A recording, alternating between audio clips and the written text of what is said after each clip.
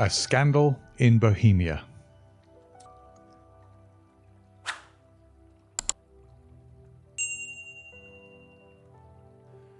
To Sherlock Holmes, she is always the woman. I have seldom heard him mention her under any other name. In his eyes she eclipses and predominates the whole of her sex. It was not that he felt any emotion akin to love for Irene Adler. All emotions, and that one particularly, were abhorrent to his cold, precise, but admirably balanced mind. He was, I take it, the most perfect reasoning and observing machine that the world has seen. But as a lover he would have placed himself in a false position. He never spoke of the softer passions, save with a gibe and a sneer. They were admirable things for the observer, excellent for drawing the veil from men's motives and actions, but for the trained reasoner to admit such intrusions into his own delicate and finely adjusted temperament was to introduce a distracting factor which might throw a doubt upon all his mental results. Grit in a sensitive instrument, or a crack in one of his own high-power lenses, would not be more disturbing than a strong emotion in a nature such as his. And yet there was but one woman to him, and that woman was the late Irene Adler, of dubious and questionable memory. I had seen little of Holmes lately. My marriage had drifted us away from each other. My own complete happiness, and the home-centred interests which rise up around the man who first finds himself master of his own establishment, were sufficient to absorb all my attention, while Holmes, who loathed every form of society with his whole Bohemian soul, remained in our lodgings in Baker Street, buried among his old books, and alternating from week to week between cocaine and ambition, the drowsiness of the drug and the fierce energy of his own keen nature. He was still as ever deeply attracted by the study of crime, and occupied his immense faculties and extraordinary powers of observation in following out those clues and clearing up those mysteries which had been abandoned as hopeless by the official police. From time to time I heard some vague account of his doings, of his summons to Odessa in the case of the Trepoff murder, of his clearing up of the singular tragedy of the Atkinson brothers at Trincomalee, and finally of the mission which he had accomplished so delicately and successfully for the reigning family of Holland. Beyond these signs of his activity, however, which I merely shared with all the readers of the daily press, I knew little of my former friend and companion. One night, it was on the 20th of March, 1888, I was returning from a journey to a patient, for I had now returned to civil practice, when my way led me through Baker Street. As I passed a well-remembered door, which must always be associated in my mind with my wooing and with the dark incidents of the Study in Scarlet, I was seized with a keen desire to see Holmes again, and to know how he was employing his extraordinary powers. His rooms were brilliantly lit, and even as I looked up I saw his tall, spare figure pass twice in a dark silhouette against the blind. He was pacing the room swiftly, eagerly, with his head sunk upon his chest and his hands clasped behind him. To me, who knew his every mood and habit, his attitude and manner told their own story. He was at work again. He had risen out of his drug-created dreams and was hot upon the scent of some new problem. I rang the bell and was shown up to the chamber which had formerly been in part of my own. His manner was not effusive. It seldom was. But he was glad, I think, to see me. With hardly a word spoken, but with a kindly eye, he waved me to an armchair, threw across his case of cigars, and indicated a spirit case and a gasogen in the corner, when he stood before the fire and looked me over in his singular introspective fashion. "Wedlock suits you," he remarked. "I think, Watson, that you have put on 7½ pounds since I saw you." "7," I answered. "Indeed. I should have thought a little more, I fancy, Watson. And in practice again, I observe. You did not tell me that you intended to go into harness." "Then how do you know?" "I see it. I deduce it? How do I know that you have been getting yourself very wet lately, and that you have a most clumsy and careless servant girl?" "My dear Holmes," said I, "this is too much. You would certainly have been burned had you lived a few centuries ago. It is true that I had a country walk on Thursday and came home in a dreadful mess, but as I have changed my clothes, I can't imagine how you deduce it. As to Mary Jane, she is incorrigible, and my wife has given her notice, but there again I fail to see how you work it out." He chuckled to himself and rubbed his long, nervous hands together. "It is simplicity itself," said he. "My eyes tell me that on the inside of your left shoe, just where the firelight strikes it, the leather is scored by 6 almost parallel cuts. Obviously they have been caused by someone who has very carelessly scraped around the edges of the sole in order to remove crusted mud from it. Hence you see my double deduction that you had been out in vile weather, and that you had a particularly malignant, boot-slitting specimen of the London slavey. As to your practice, if a gentleman walks into my rooms smelling of iodoform, with a black mark of nitrate of silver upon his right forefinger, and a bulge on the right side of his top hat to show where he has secreted his stethoscope, I must be dull indeed if I do not pronounce him to be an active member of the medical profession." I could not help laughing at the ease with which he explained his process of deduction.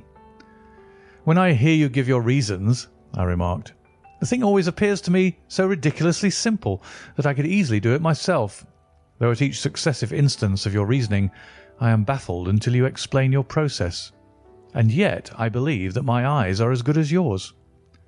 "Quite so," he answered, lighting a cigarette and throwing himself down into an armchair. "You see, but you do not observe. The distinction is clear. For example, you have frequently seen the steps which lead up from the hall to this room?"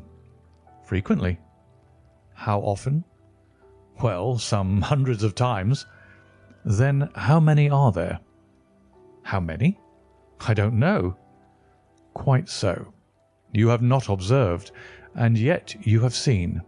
That is just my point. Now, I know that there are 17 steps because I have both seen and observed.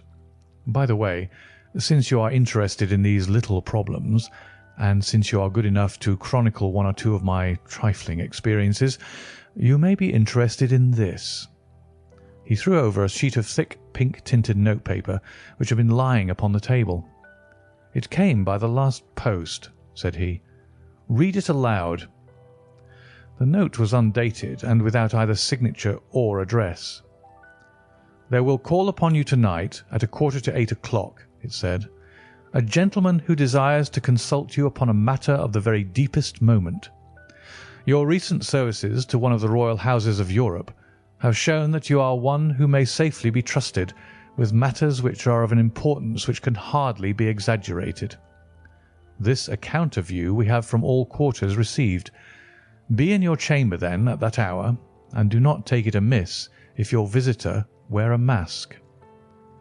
"This is indeed a mystery," I remarked. "What do you imagine that it means?"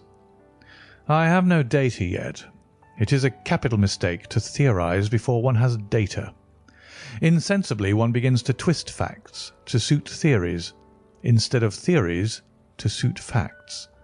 But the note itself, what do you deduce from it?" I carefully examined the writing and the paper upon which it was written. "The man who wrote it was presumably well-to-do," I remarked, endeavouring to imitate my companion's processes. "Such paper could not be bought under £0.50 a packet. It is peculiarly strong and stiff." "Peculiar. That is the very word," said Holmes. "It is not an English paper at all. Hold it up to the light."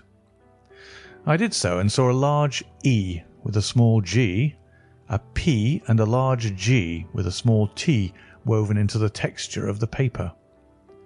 "What do you make of that?" asked Holmes. "The name of the maker, no doubt, or his monogram, rather?" "Not at all. The G with the small t stands for Gesellschaft, which is the German for company, It is a customary contraction, like our co. P, of course, stands for papier. Now for the E.G. Let us glance at our Continental Gazetteer. He took down a heavy brown volume from his shelves. Eglo, Eglonitz. Here we are. Egria. It is in a German-speaking country in Bohemia, not far from Carlsbad. Remarkable as being the scene of the death of Wallenstein, and for its numerous glass factories and paper mills. Aha, my boy, what do you make of that? His eyes sparkled, and he sent up a great blue triumphant cloud from his cigarette. The paper was made in Bohemia, I said. Precisely. And the man who wrote the note is a German. Do you note the peculiar construction of the sentence? This account of you we have from all quarters received. A Frenchman or Russian could not have written that. It is the German who is so uncourteous to his verbs.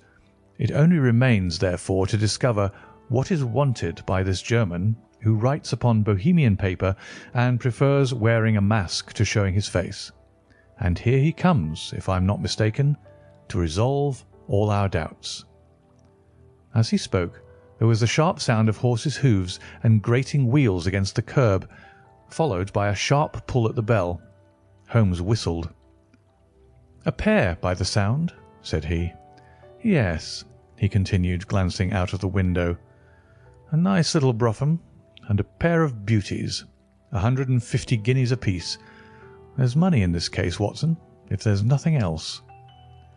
"I think that I'd better go, Holmes." "Not a bit, Doctor. Stay where you are. I am lost without my Boswell, and this promises to be interesting. It would be a pity to miss it." "But your client?" "Never mind him. I may want your help, and so may he. Here he comes. Sit down in that armchair, Doctor, and give us your best attention." A slow and heavy step, which had been heard upon the stairs and in the passage, paused immediately outside the door. Then there was a loud and authoritative tap. "Come in," said Holmes. A man entered who could hardly have been less than 6 feet 6 inches in height, with the chest and limbs of a Hercules. His dress was rich, with a richness which would, in England, be looked upon as akin to bad taste. Heavy bands of astrakhan were slashed across the sleeves and fronts of his double-breasted coat, while the deep blue cloak, which was thrown over his shoulders, was lined with flame-coloured silk and secured at the neck with a brooch which consists of a single flaming beryl. Boots, which extended half-way up his calves, and which were trimmed at the tops with rich brown fur, completed the impression of barbaric opulence which was suggested by his whole appearance. He carried a broad-brimmed hat in his hand, while he wore across the upper part of his face, extending down past the cheekbones, a black vizard mask, which he had apparently adjusted that very moment, for his hand was still raised to it as he entered.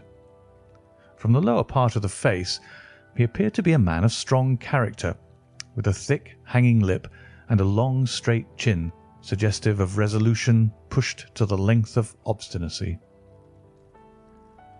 "You had my note?" he asked with a deep, harsh voice and a strongly marked German accent. "I told you that I would call." He looked from one to the other of us, as if uncertain which to address. "Pray take a seat," said Holmes. "This is my friend and colleague, Dr. Watson, who is occasionally good enough to help me in my cases. Whom have I the honour to address?" "You may address me as the Count von Kramm, a Bohemian nobleman.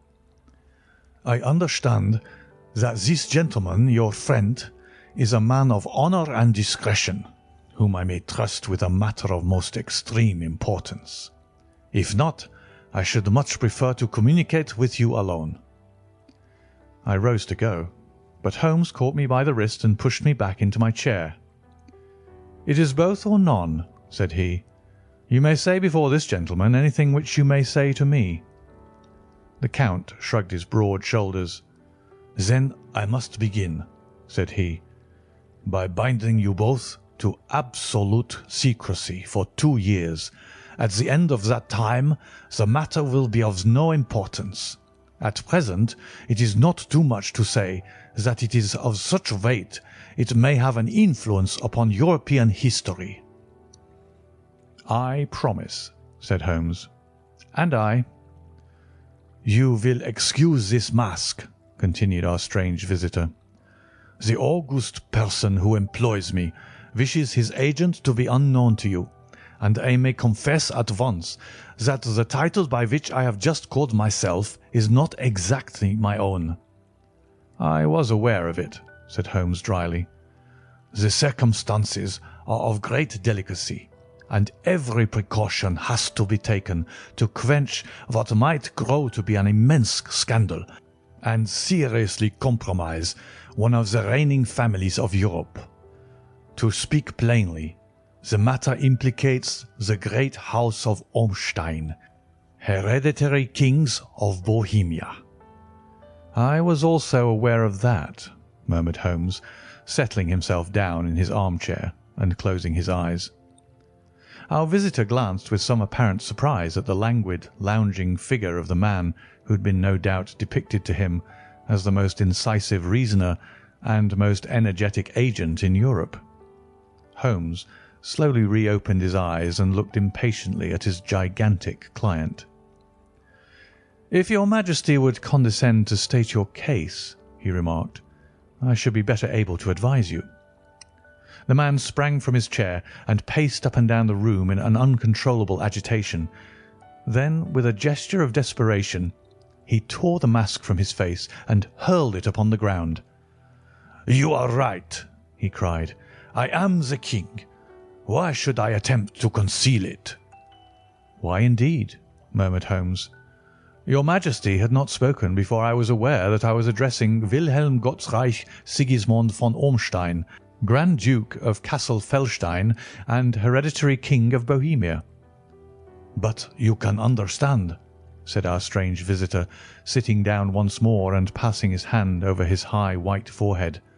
"You can understand that I am not accustomed to doing such business in my own person. Yet the matter was so delicate that I could not confide it to an agent without putting myself in his power. I have come incognito from Prague for the purpose of consulting you." "Then pray consult," said Holmes, shutting his eyes once more. "The facts are briefly these. Some 5 years ago, during a lengthy visit to Warsaw, I made the acquaintance of the well-known adventuress Irene Adler. The name is no doubt familiar to you." "Kindly look her up in my index, Doctor," murmured Holmes, without opening his eyes. For many years he had adopted a system of docketing all paragraphs concerning men and things, so that it was difficult to name a subject or a person on which he could not at once furnish information. In this case I found her biography sandwiched in between that of a Hebrew rabbi and that of a staff commander who had written a monograph upon the deep-sea fishes. "Let me see," said Holmes. Born in New Jersey in the year 1858, contralto. La Scala. Prima donna Imperial Opera of Warsaw. Yes. Retired from operatic stage. Living in London. Quite so. Your Majesty, as I understand, became entangled with this young person, wrote her some compromising letters, and is now desirous of getting those letters back." "Precisely so. But how?" "Was there a secret marriage?" "None." "No legal papers or certificates?" "None." "Then I fail to follow your Majesty. If this young person should produce her letters for blackmailing or other purposes, how is she to prove their authenticity?" "There is the writing." "Poor forgery." "My private notepaper." "Stolen." "My own seal." "Imitated." "My photograph." "Bought." "We were both in the photograph." "Oh dear. That is very bad. Your Majesty has indeed committed an indiscretion." "I was mad, insane." "You have compromised yourself seriously." "I was only Crown Prince then. I was young. I am but 30 now." "It must be recovered." "We have tried and failed." "Your Majesty must pay. It must be bought." "She will not sell." "Stolen, then?" "5 attempts have been made. Twice burglars in my pay ransacked her house. Once we diverted her luggage when she travelled. Twice she has been waylaid. There has been no result." "No sign of it?" "Absolutely none." Holmes laughed. "It is quite a pretty little problem," said he. "But a very serious one to me," returned the king reproachfully. "Very, indeed. And what does she propose to do with the photograph?" "To ruin me." "But how?" "I am about to be married." "So I have heard." "To Clotilde Lothman von Saxe-Meiningen, second daughter of the King of Scandinavia. You may know the strict principles of her family. She is herself the very soul of delicacy. A shadow of a doubt as to my conduct would bring the matter to an end." "And Irene Adler?" "Threatens to send them the photograph. And she will do it. I know that she will do it. You do not know her, but she has a soul of steel. She has the face of the most beautiful of women and the mind of the most resolute of men. Rather than I should marry another woman, there are no lengths to which she would not go. None." "You are sure that she has not sent it yet?" "I am sure." "And why?" "Because she has said that she would send it on the day when the betrothal was publicly proclaimed. That will be next Monday." "Oh, then we have 3 days yet," said Holmes with a yawn. "That's very fortunate, as I have 1 or 2 matters of importance to look into just at present. Your Majesty will, of course, stay in London for the present?" "Certainly. You will find me at the Langham under the name of the Count von Kramm." "Then I shall drop you a line to let you know how we progress." "Pray do so. I shall be all anxiety." "Then, as to money?" "You have carte blanche." "Absolutely?" "I tell you that I would give one of the provinces of my kingdom to have that photograph." "And for present expenses?" The king took a heavy chamois leather bag from under his cloak and laid it on the table. "There are £300 in the gold and 700 in notes," he said. Holmes scribbled a receipt upon a sheet of his notebook and handed it to him. "And mademoiselle's address?" he asked. "Is Briony Lodge, Serpentine Avenue, St. John's Wood." Holmes took a note of it.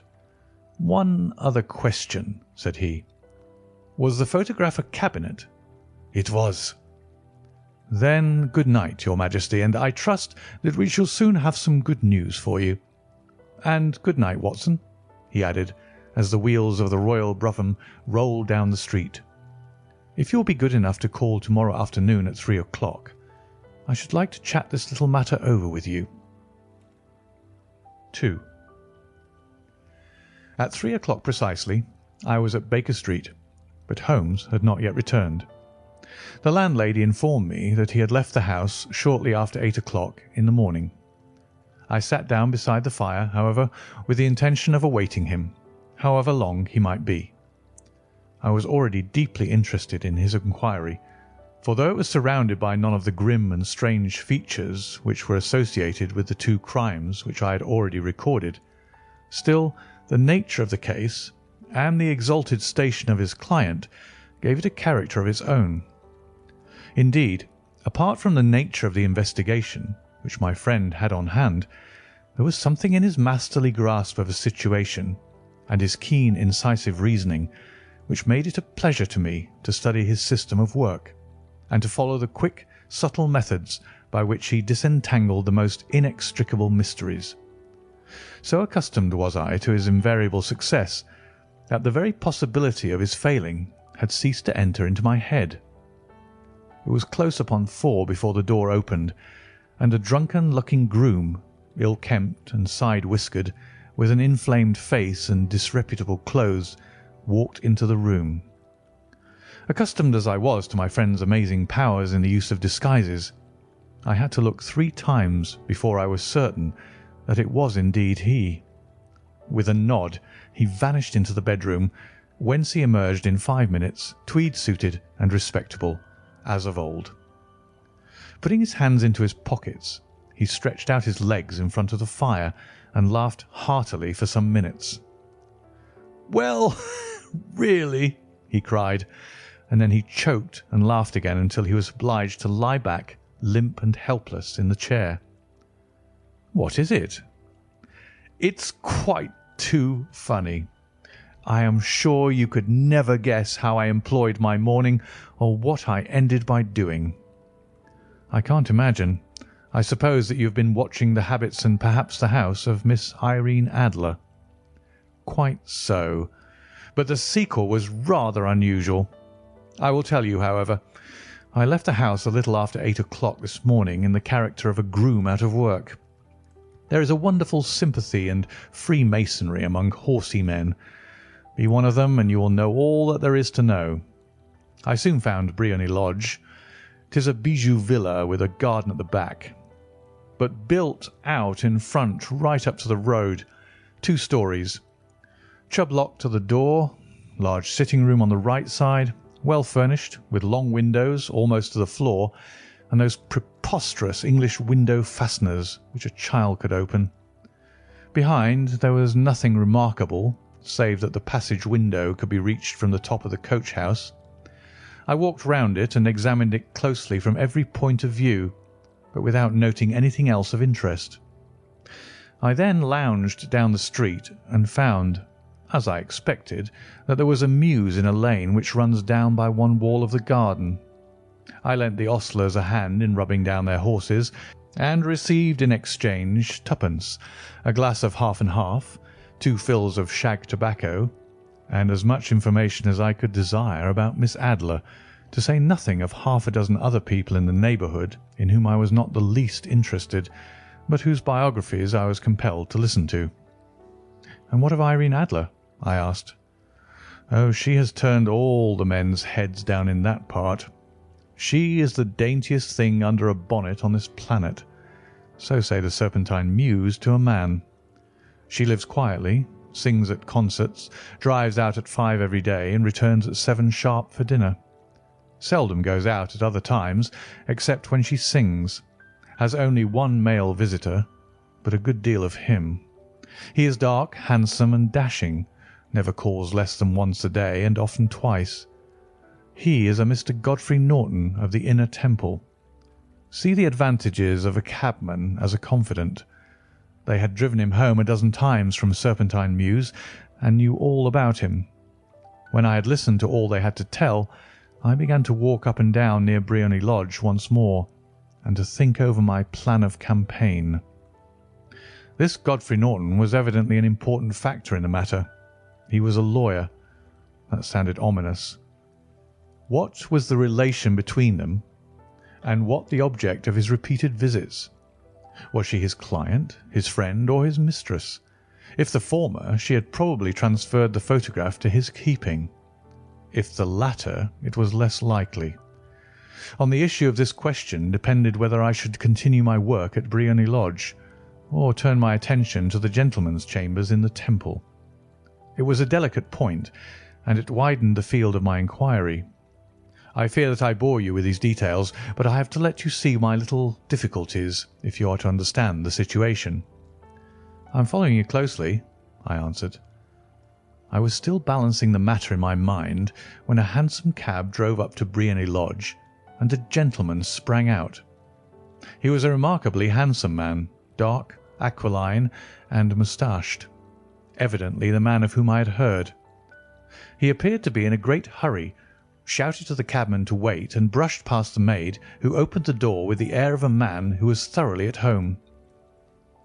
He was in the house about half an hour, and I could catch glimpses of him in the windows of the sitting-room, pacing up and down, talking excitedly, and waving his arms.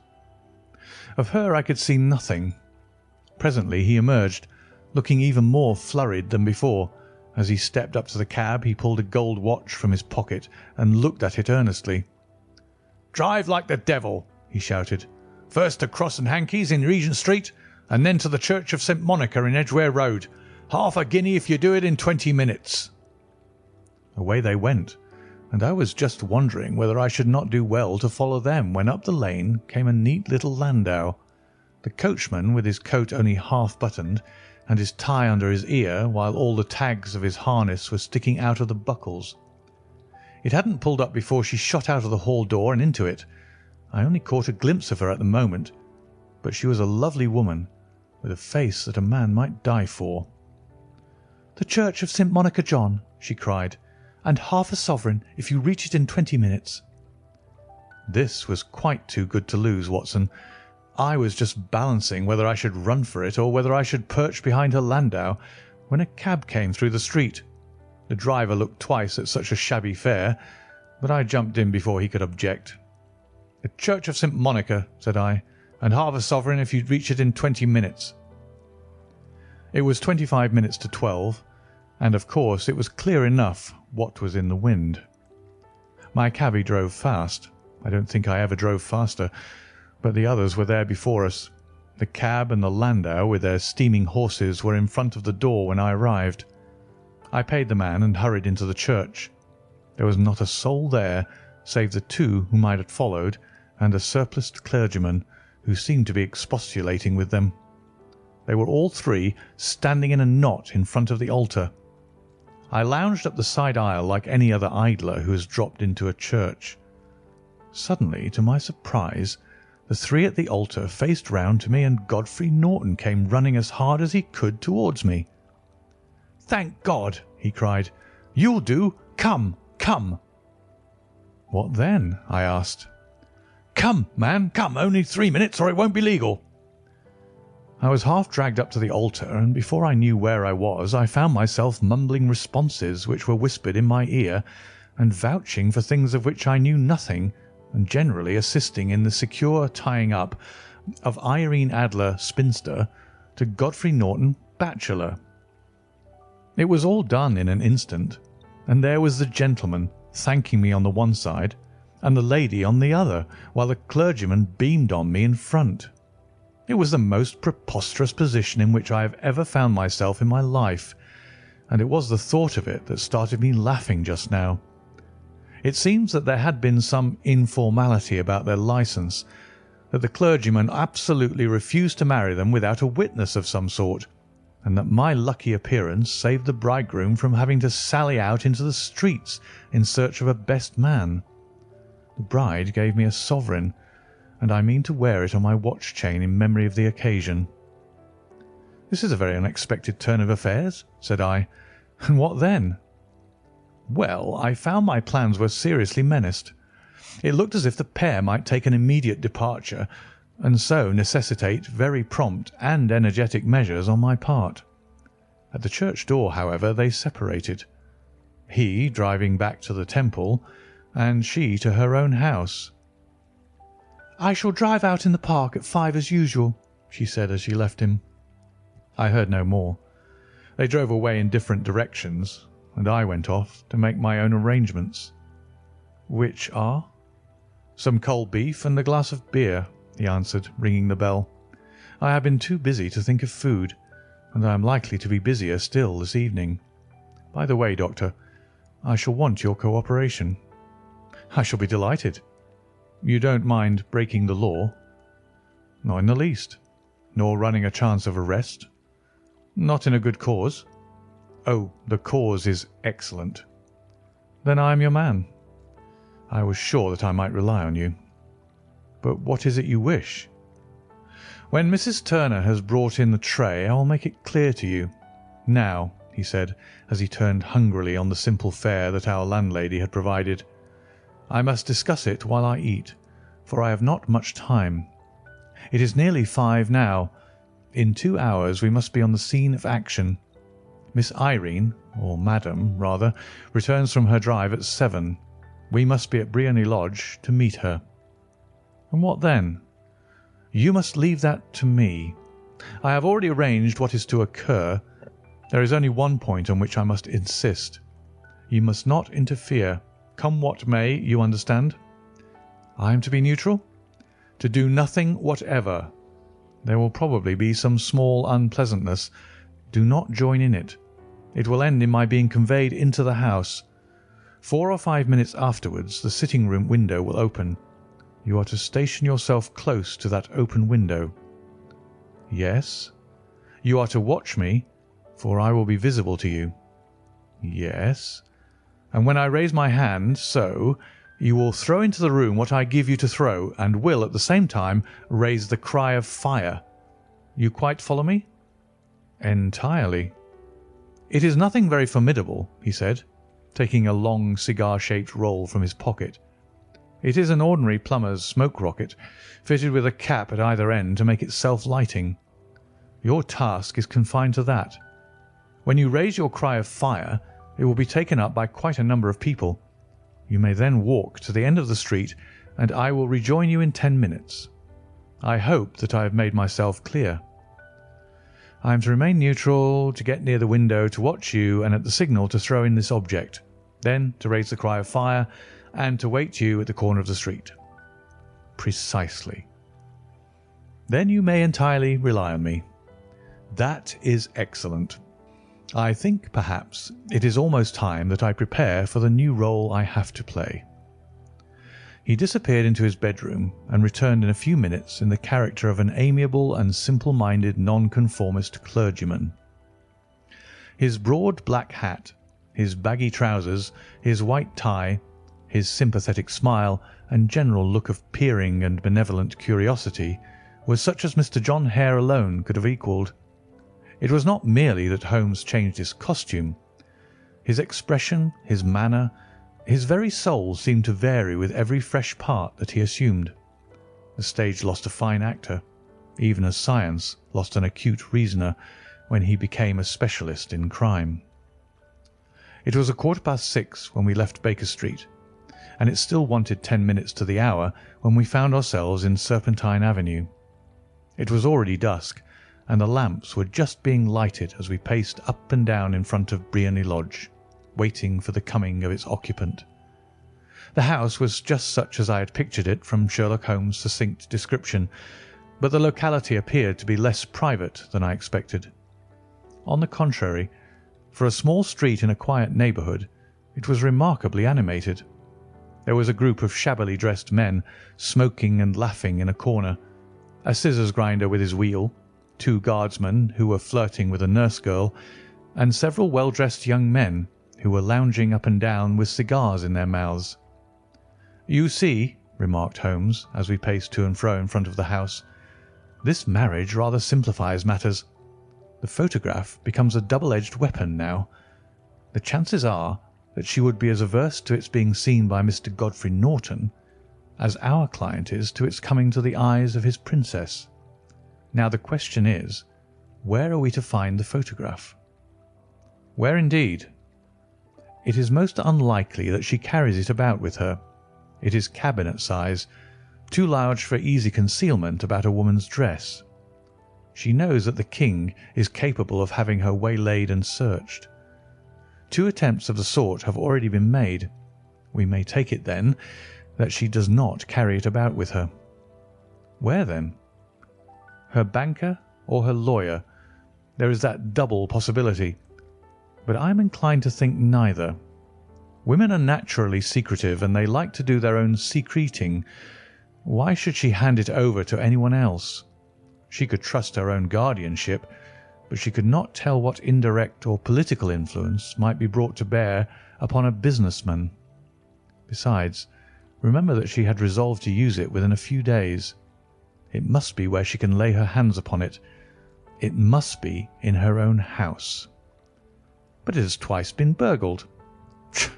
"They do not know how to look." "But how will you look?" "I will not look." "What then?" "I will get her to show me."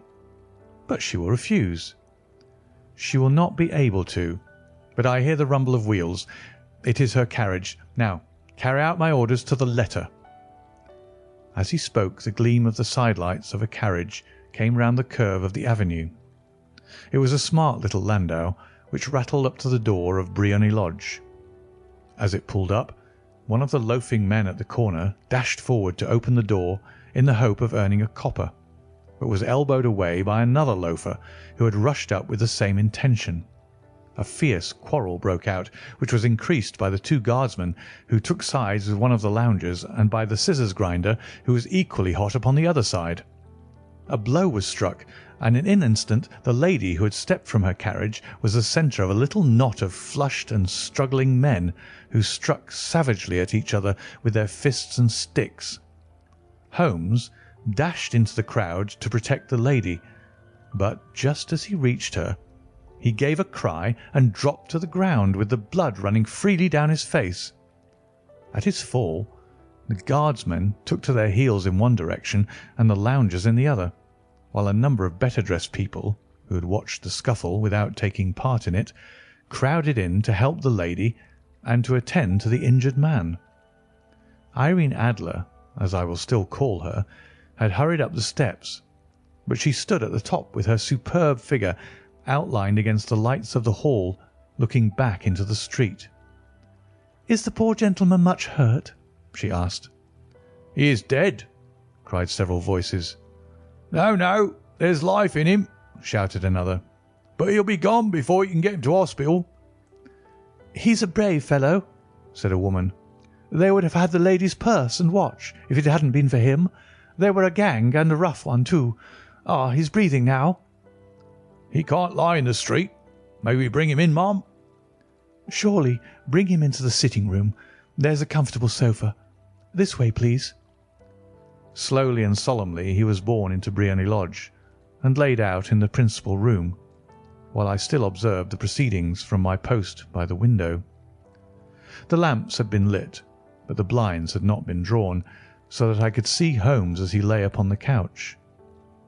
I do not know whether he was seized with compunction at that point for the part he was playing, but I know that I never felt more heartily ashamed of myself in my life than when I saw the beautiful creature against whom I was conspiring, or the grace and kindliness with which she waited upon the injured man.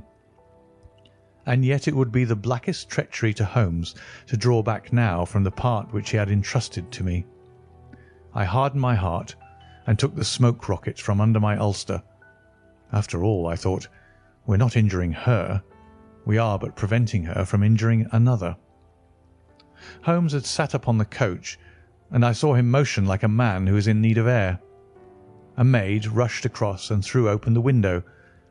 At the same instant I saw him raise his hand, and at the signal I tossed my rocket into the room with a cry of "Fire!"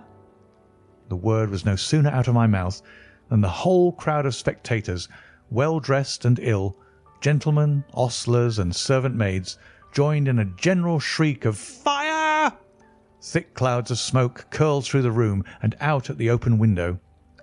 I caught a glimpse of rushing figures, and a moment later the voice of Holmes from within, assuring them that it was a false alarm. Slipping through the shouting crowd, I made my way to the corner of the street, and in 10 minutes was rejoiced to find my friend's arm in mine and to get away from the scene of uproar. He walked swiftly and in silence for some few minutes, until we had turned down one of the quiet streets which led towards the Edgware Road. "You did it very nicely, Doctor," he remarked. "Nothing could have been better. It is all right." "You have the photograph?" "I know where it is." "And how did you find out?" "She showed me, as I told you she would." "I'm still in the dark." "I do not wish to make a mystery," said he, laughing. "The matter was perfectly simple. You, of course, saw that everyone in the street was an accomplice. They were all engaged for the evening." "I guessed as much." "Then, when the row broke out, I had a little moist red paint in the palm of my hand.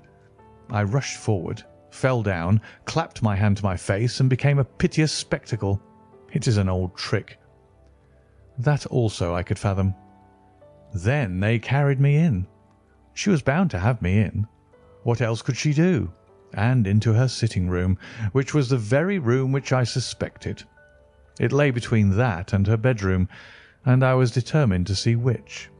They laid me on a couch. I motioned for air.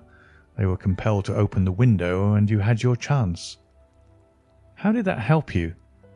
"It was all important. When a woman thinks that her house is on fire, her instinct is at once to rush to the thing which she values most. It is a perfectly overpowering impulse, and I have more than once taken advantage of it. In the case of the Darlington substitution scandal, it was of use to me, and also in the Arnsworth Castle business. A married woman grabs at her baby, an unmarried one reaches for her jewel box. Now it was clear to me that our lady of to-day had nothing in the house more precious to her than what we are in quest of. She would rush to secure it. The alarm of fire was admirably done. The smoke and shouting were enough to shake nerves of steel. She responded beautifully. The photograph is in a recess behind a sliding panel just above the right bell pull. She was there in an instant, and I caught a glimpse of it as she half drew it out.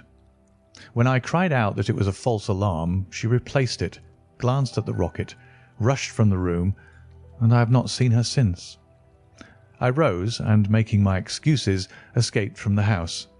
I hesitated whether to attempt to secure the photograph at once, but the coachman had come in, and as he was watching me narrowly, it seemed safer to wait. A little over-precipitance may ruin all. "And now?" I asked.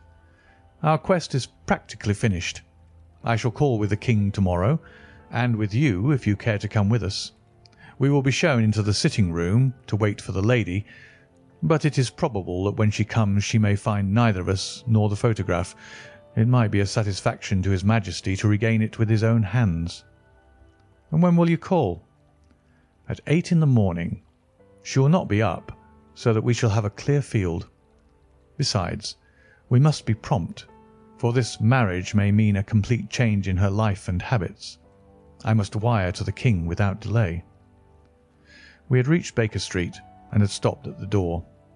He was searching his pockets for the key when someone passing said, "Good night, Mr. Sherlock Holmes." There were several people on the pavement at the time, but the greeting appeared to come from a slim youth in an ulster who had hurried by. "I've heard that voice before," said Holmes, staring down the dimly lit street. "Now I wonder who the deuce that could have been." 3. I slept at Baker Street that night, and we were engaged upon our toast and coffee in the morning when the King of Bohemia rushed into the room. "You have really got it?" he cried, grasping Sherlock Holmes by either shoulder and looking eagerly into his face. "Not yet." "But you have hopes?" "I have hopes." "Then come. I am all impatience to be gone." "We must have a cab." "No, my brougham is waiting." "Then that will simplify matters." We descended and started off once more for Briony Lodge. "Irene Adler is married," remarked Holmes. "Married? When?" "Yesterday." "But to whom?" "To an English lawyer named Norton." "But she could not love him?" "I am in hopes that she does." "And why in hopes?"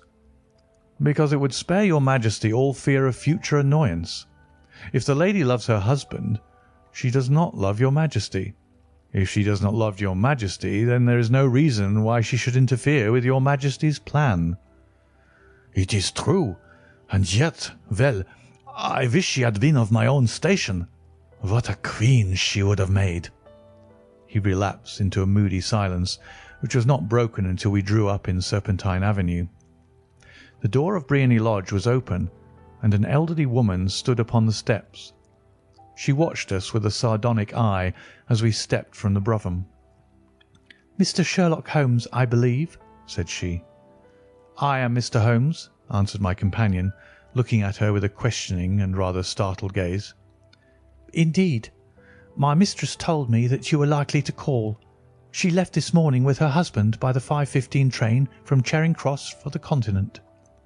"What?" Sherlock Holmes staggered back, white with chagrin and surprise. "Do you mean that she has left England?" "Never to return." "And the papers?" asked the King hoarsely. "All is lost." "We shall see." He pushed past the servant and rushed into the drawing-room, followed by the King and myself. The furniture was scattered about in every direction, with dismantled shelves and open drawers, as if the lady had hurriedly ransacked them before her flight. Holmes rushed at the bell pull, tore back a small sliding shutter, and, plunging in his hand, pulled out a photograph and a letter. The photograph was of Irene Adler herself in evening dress.